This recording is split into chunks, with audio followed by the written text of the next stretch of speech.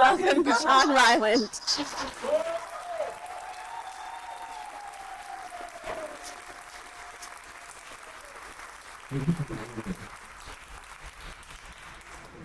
Hello, everybody. Hello. I'm kind of nervous because there are a lot of people here that I do know. So it's not a bunch of strangers. Just move around some. Yeah. Corey told me a long time ago that the key to a good speech is to just move around a little bit more. So yeah, I'm also scared because I thought my thing was going to be that I wasn't a presenter, and that's kind of was going to be my meal ticket. But evidently, they get a lot of people who are presenters. That's my competition. But anyway, I'm just going to take you through. We will get to some meaningful things, but I'm going to just take you through my timeline real quick. And I was too inept or lazy to have a presentation behind me, so feel free to be on your phones. You can just go to my website. I won't be offended. But yeah, seriously, classifiedmoto.com. I just want to bomb that thing with visits. But anyway, you can use that as a visual because I don't have one. But I will take you through my timeline, which I am not punk at all. And I was like Corey, my friend, I wore her Fit Check t-shirt. But then I realized that I didn't follow the rules and wear something that I could attach a lab mic to. So I wore this shirt. Now I'm sweating. My friend Corey's in a band called Fit Check. She's the sweetest person in the world, and she's the front woman of this hardcore band. So they sing about snacks and things like that. But anyway, I'm not punk, but I would say that I'm an outsider when it comes to a lot of things. I started out like I build motorcycles now, kind of, but when I was a kid, my dad had a toolbox that had like one screwdriver and some weird hammer in it that I don't even know what it was for. It was, and he thought that I didn't know how to do anything, which I didn't because our toolbox was very inadequate. But now I'm building motorcycles, so my whole kind of career arc has been that way. So I went to VCU. You guys know that? I was there for 1.5 credits. I guess I was 88, and I left in shame. And then I ended up getting married real young and moved down to the Virgin Islands in St. Thomas. And I didn't know how to do anything really except make beer bongs and fake IDs and stuff like that. Good skill to have. So anyway, I went down there and somehow got a job writing because I wanted to be a writer. Worked for a business newspaper in the Virgin Islands, writing about restaurants opening and things like that. And then that paper was going to go twice a week, so they needed help in the graphics department. So I got trained to do graphics by this guy, and I was mad because I thought I should get the job, which I knew nothing about, and I was just bitter that this outsider had gotten the job. So, but he taught me so much, and just kind of got one job after the other. Moved back from St. Thomas, and I worked at Southern States Cooperative. You know, billion-dollar company at the time, which I did not know, but they sold feed and fertilizer and all that stuff. And I was doing their magazines. I did one called The Main Points, MANE, about horses. Did one called Cooperative Farmer, and I did a little newsletter called The Pace Setter, which I know you haven't heard of. I'm just saying the names of these things. But I was there about 5 years, and I realized that I was doing graphic design. I use the term lightly, but I realized that my boss, my creative director, was actually a fertilizer salesman. So, which is great for that kind of company, but when you're trying to learn something, it's just not the place, to be. So I was determined to go straight from Southern States to the Martin Agency. We left. Good to have a goal. So I was doing some other weird projects. I had this idea to raffle off derelict houses and make them nice and have this whole, it was like this nice community thing that anyway, it caught the eye of somebody at the marketing agency, Carla Rogers, who I love. And she was good. She was talking to me about this weird project that I had. And then somehow we started talking about me working at the marketing agency. And I said, I'd love to, if you could get me a job, like an interview there, that would be amazing. So she did. And it was the most horrific thing that's ever happened in my life. Because I didn't have a portfolio. I didn't, literally didn't have a portfolio. And this was back when there was no digital or anything. So I went in and I had this terrible interview, and I had stuff in a backpack, and I just pulling out these main points, spreads. And so everybody's kind of pulling my stuff up like it was dripping toxic waste. And so anyway, it was terrible, and I felt so bad. So I wrote the people who had interviewed me and Carla an email. I was like, so I felt like George Costanza walking in this piece, a backpack full of crap. And but I wrote this letter, which actually they thought was funny. So they're like, all right, come on back in here and we'll give you another shot. So I went back in, and they told me to come up with some ads and make a little portfolio and stuff. So I did. And ended up in studio there. All right. And yeah.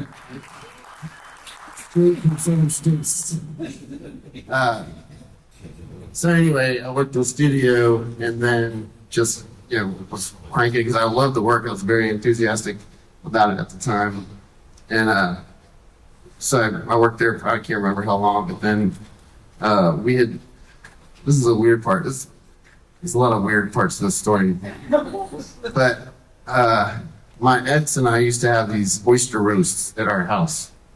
And it was like an open mic oyster roast thing. So we would do these videos, and one was like a schoolhouse rock one was a music video. So all these weird things that we would do, but the videos themselves got popular.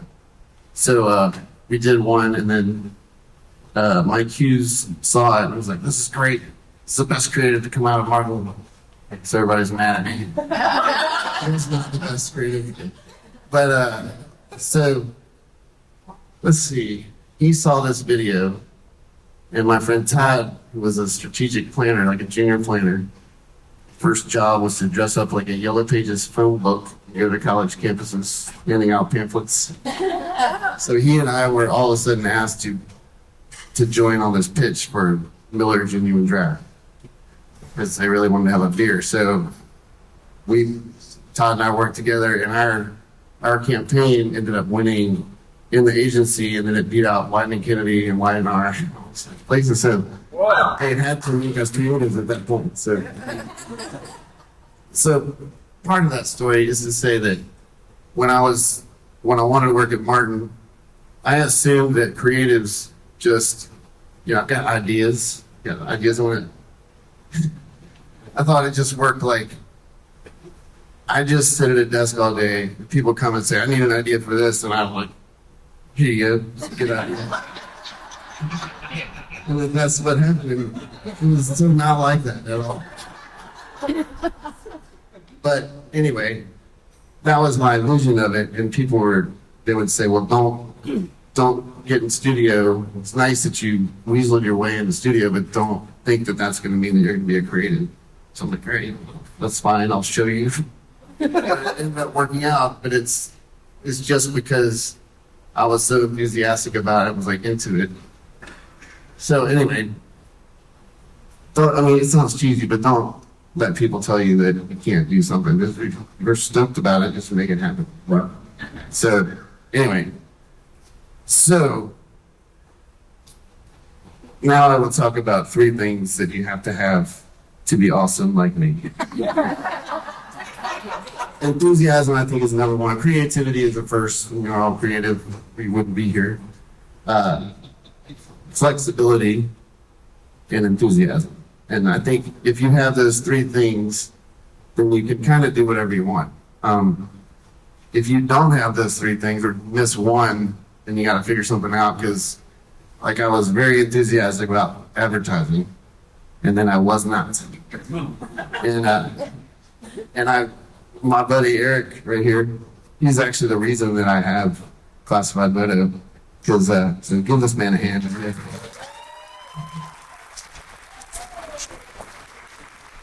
He had a motorcycle or two, and he kept telling me that I would love it if I would just ride a bike. I was like, I've never seen anything that I really like, and it's not for me. So finally, he convinced me, and he went on a shoot. And I think it's February. It's like the middle of winter, and he let me borrow his motorcycle, and I rode it all. It was winter time when I was riding around, and I went and got my license, and I just like fell in love with bikes because I started seeing some things that I really liked coming out of Europe, and like I actually liked that because I wasn't into choppers or sport bikes or Harleys, but it was cool kind of other types of bikes that I was seeing. So I got my license, and then all these bike projects, and then started building bikes for people at Martin. And then had my buddy Adam Ewing, who's a great photographer. Yeah, you know, his work was awesome. And he made my stuff look great, and it doesn't look great. A lot of it doesn't. A lot of it's sort of like this Walking Dead bike, but that's a good version of what I was doing at the beginning. But anyway, so I started doing that, and I started really kind of getting over the grind of advertising. Not to say anything bad about advertising, because I know you all love it. Well. But yeah, so I'd been there a long time, and they had a big, creative change there. So I got laid off after about, I don't know how many rounds. Mary could probably tell you. Rounds and rounds of layoffs at Martin that I survived. And then they finally got me in that last one. So I was like, I'm just not going to go knocking on doors again and advertising. So I'll take my 401k and my severance and just pursue this classified moto thing. So I know the story's long. Sorry, my life is so long. So let's say a couple of weeks after I got laid off, this guy named Matt Crawford, who's an author, he wrote a book called Shop Class as Soulcraft. It's a good book. And it's about how trades are kind of looked down upon. And that everybody thinks if you're a stockbroker, you're a genius. If you're a plumber, you're an idiot because you're not that kind of smart. But it's a great book that made the case for why it's so important to have people who work with their hands around. And so I read his book and I liked it, and I knew he rode motorcycles, so I just sent him an email. It's like, let's go get lunch sometime, and ride around, ride on our bikes. So he did, and he rode one of my bikes and loved it. And then like a couple of weeks after that, he said, Anderson Cooper's 360 wants to come and interview me about meeting him about this book that he'd written.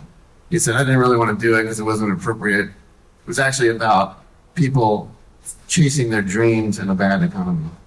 And he said, it didn't really apply to me, but I thought of you. So would you want to do it? And I was like, absolutely, I would like to do that. So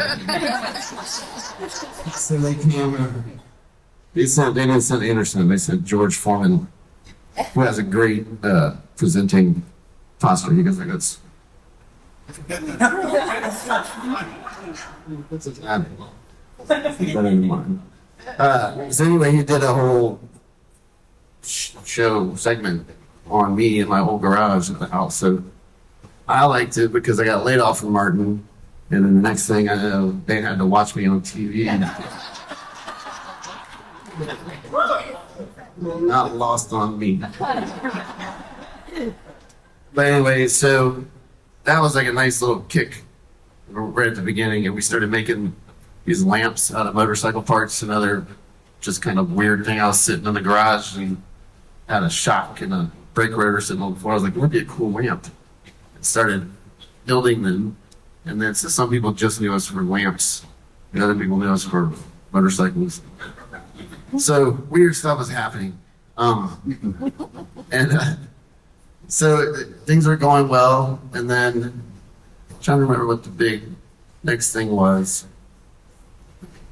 What's that? Yeah. Have you ever seen Battlestar Galactica? Yeah. Anybody? Yes? Yeah. So Katie Sackhoff, who was in that, she played Starbuck. was evidently stalking me for a while because she saw the thing on the Anderson Cooper 360, and she's like, I just thought this was so great what he was doing, and so anyway, we were going to be on a little Cafe Racer TV show, and we had to have a project to build for this thing. So I saw that Katie was following me on Twitter. So I sent her a message and said, can we build you a bike for cheap and have it be on the show? She's like, yeah, sure, that sounds great. So we went out and, met Katie and rode around LA on her bike. And then soon after that, Norman Reedus, the actor for The Walking Dead, was trying to get in touch with me on Twitter. I don't know why Twitter was so popular. It's not much a part of my life at all now.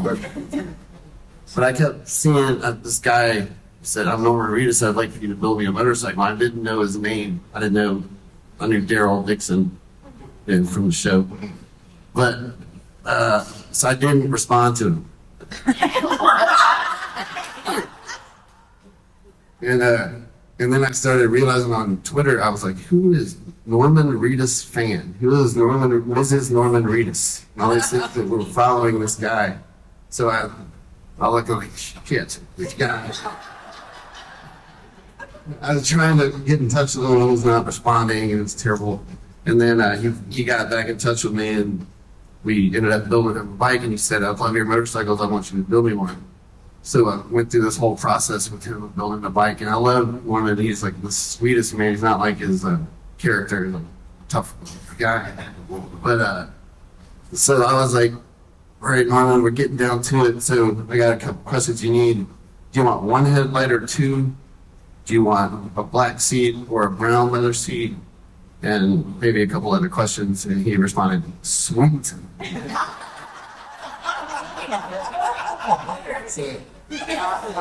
It's just that kind of thing, but I'm like, I'm having this great conversation with my Reedus all of a sudden. So, and then shortly after that, he said, I've got this project for the show where my character has to build himself a motorcycle. I said, would you be interested? Absolutely, I would be interested. So we went down there to Georgia. I talked to the showrunner, and we built the bike that's down there. If you haven't seen it, you can sit on it on your way out or whatever. But we built two just like that one, and that was our third. That was our backup. So that's the closest one that you'll see to that one. But anyway, so that was just another thing that was just like, one thing kind of led to another, and all of a sudden you're in this world. And then I get kind of tired of building motorcycles. Like, I'm not enthusiastic about it anymore. So I have to try to be flexible. So we started doing a show about classified moto. We'd shoot it, and we didn't want to have something that had drama, like people fighting with each other, just yelling at each other and fighting in the shop. So we would add our drama on the show by doing like a cinematic thing up front. It's like a car chase or some haunted something or whatever else we did. But we just made these 4 episodes of the show, and that was going to be my new thing that I was going to try. Cause I got to build motorcycles, but not really stoked about building carburetors and fixing stuff. So we did the show. We ended up getting CAA. CAA was our agent, which is unheard of because we're nobodies. But it's a big talent agency. So they got us a meeting with Netflix and a production company in the UK that was going to do the show. We're almost stoked. And then because through one round of Netflix and they loved it, and it goes up the next ladder and they're like, it needs to be more like American Chopper. You guys got to fight more. So that was the end of that. So my enthusiasm kind of died off for that one too. So fast forward to how long ago? This is my wife, Alex. You guys got married.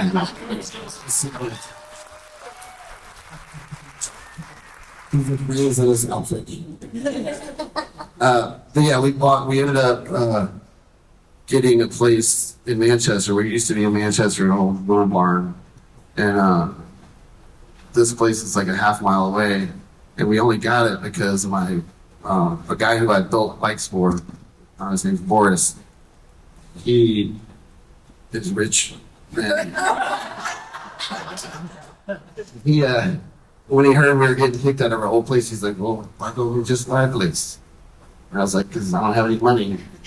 He's like, "So he said, I'll buy it and you just pay me back." So I'm basically renting to own this $3 million place to hang on for the rest of my life. But we made it into the bike shops downstairs, and there's an event space upstairs, and then on the other side there's 6 Airbnb rooms, so they're actually classified as a hotel. So I am in the process of losing enthusiasm for that.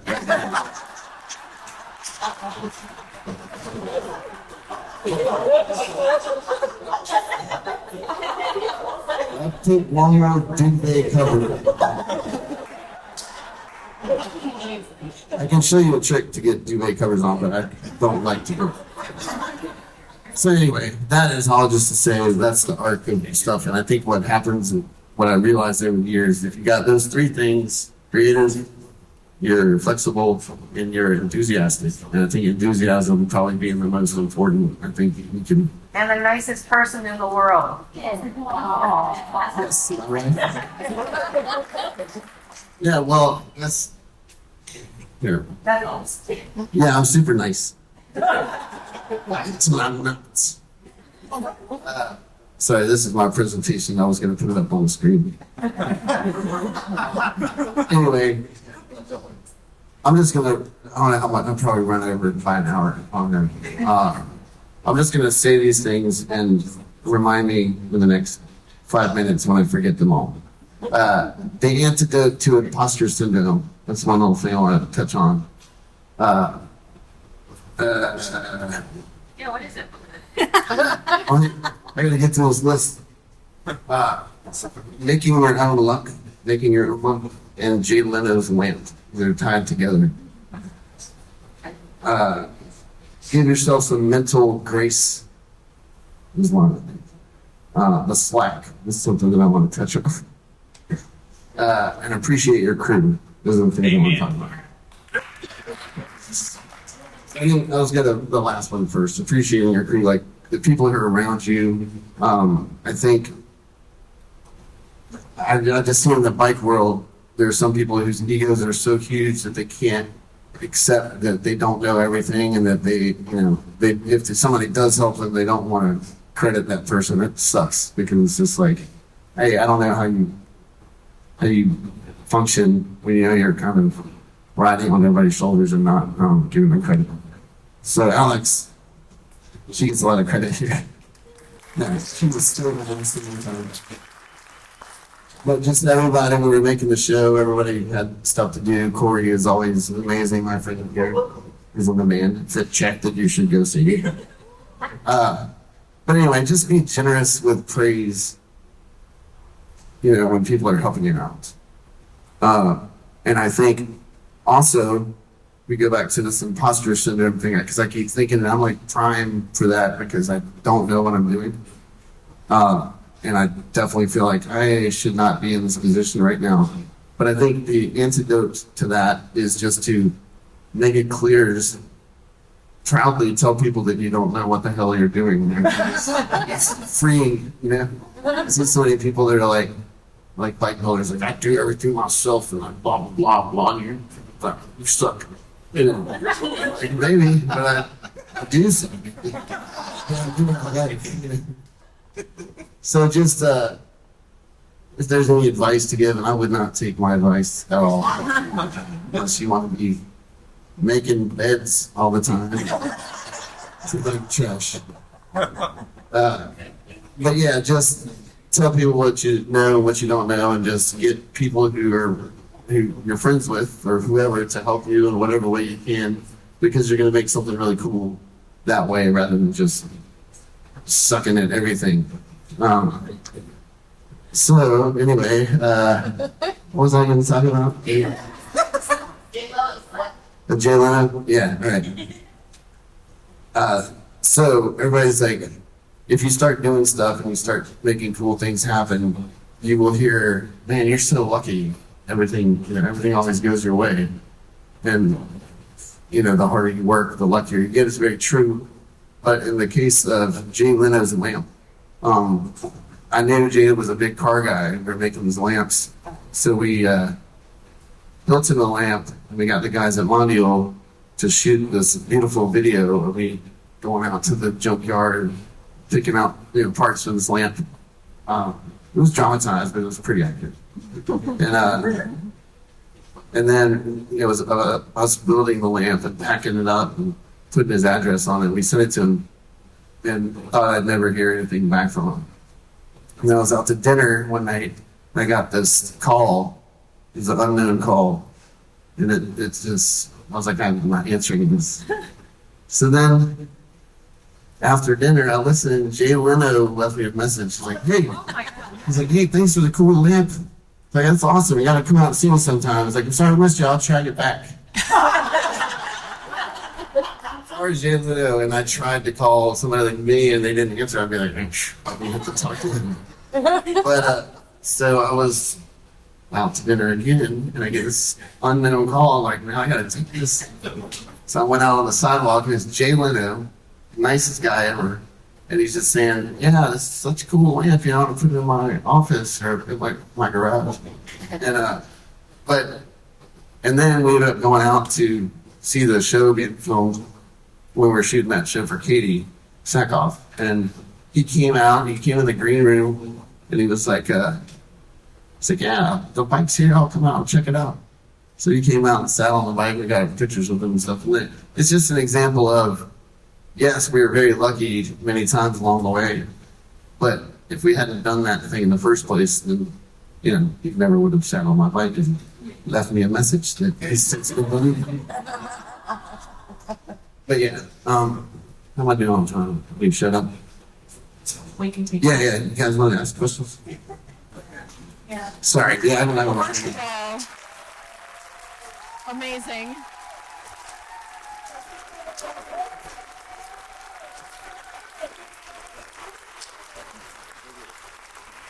Second of all, see, the best presenters aren't presenters.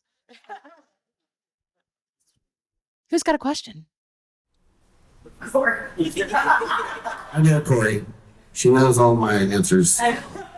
What is your all-time favorite karaoke song? / performance? We do a lot of recreational karaoke at the shop. I mean, it's hard to say. I like The Gambler because it's a crowd pleaser, but it's hard to say. You know that. That's why you asked me. Doing the Gambler in Vegas was pretty fun. Yeah, I did do that. Good question. Hey, I really relate to this topic of enthusiasm and having it and losing it and having it and losing it. You're a little ahead of me in the game. Could you give us some advice about what to do when you're losing it and how to get it back?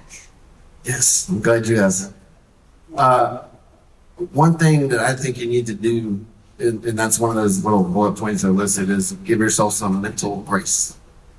Meaning, when you're doing something, let's say you decided today that you wanted to start your own business and you realize now this my job is not as much fun as it has been in the past. You'll get other people involved probably in the business that are trying to keep you on track and doing the right thing. But a lot of times that just means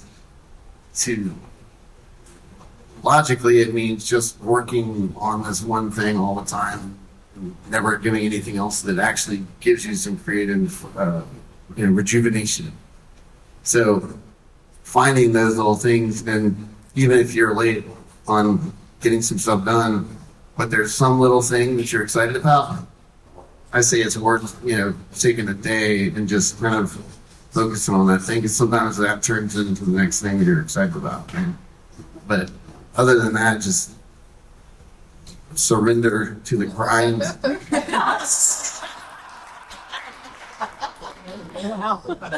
Good, I'm glad somebody else relates to it. One more question? Yeah. All right, Peter, you're just going to have to yell. I can do that. So, as a former desk jockey turned craftsman, might have a son who was following a rap path, what would you say to a 20-something who's looking at a future of making in an environment that sort of like elevates the sort of intellect, college pathway? Yeah, impressive thinking. Yeah, it is a great question. That book that he's basically asking, he's got a son, he's 27, 23, who he wants to encourage him to not be afraid to pursue something that's hands-on, kind of more of a craft field than just being, something that's a desk job. So that's the question. I understand it, sort of. That book that I mentioned before, Shop Class of Soulcraft, if you haven't read it or you haven't read it, but definitely check that out because it's kind of talking about it's talking about how people will always need a plumber. They'll always need somebody who makes something with their hands. And now with AI and stuff, it's like, everything can be written. I could have had the AI write my speech, but I couldn't have them give the speech. And I think encouraging him to do things that, I used to say, make things that cast a shadow, it's like a real thing.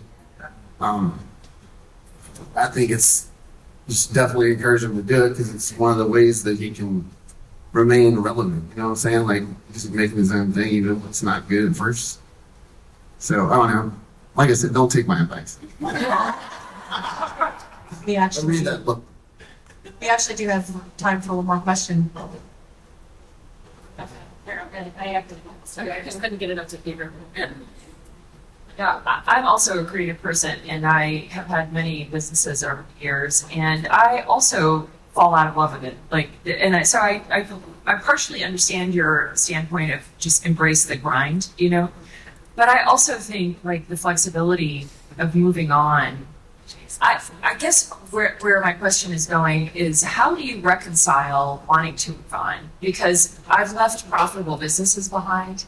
Really profitable, and I'm doing something now where I'm actually teaching cooking, which I think is also sort of a thing with your hands, and especially the way that I teach it. And I really love that. But you don't want a whole life of leaving things behind, or do you? And that's my question. Yeah, that's a great question. Sorry, my mic got loud. I think if you're happy with your new direction, like you don't even realize, like for me, I didn't realize that I was getting really enthusiastic about what was for me was creating spaces where people can come and have a good time. Like that's what I was actually, when I go to a bike show or something, I would see all the people who were at the show and the other builders and the kind of camaraderie, and that's what I was, I guess I didn't really realize that that's what I was actually liking. And so ended up shifting everything more from I'm building this thing to I'm creating a space where people can be. So I think you gotta let yourself just be like, I like cooking a lot, and I'm willing to try to make it a business or whatever at the risk of hating it. But give it a shot. But yeah, you gotta be responsible too on that. Yeah. Yes. That's why Assuming I can pay my bills all the way through. Yeah. Well, when I got laid off from Martin, it was kind of the best thing for me because I didn't want to do advertising anymore, but I couldn't just be responsible. I had 3 kids. I couldn't just stop doing my job until I got laid off. So, yeah. But yeah, it's just kind of keep your finger on the pulse of what's giving you energy. Yeah. Thank you. Amazing, John.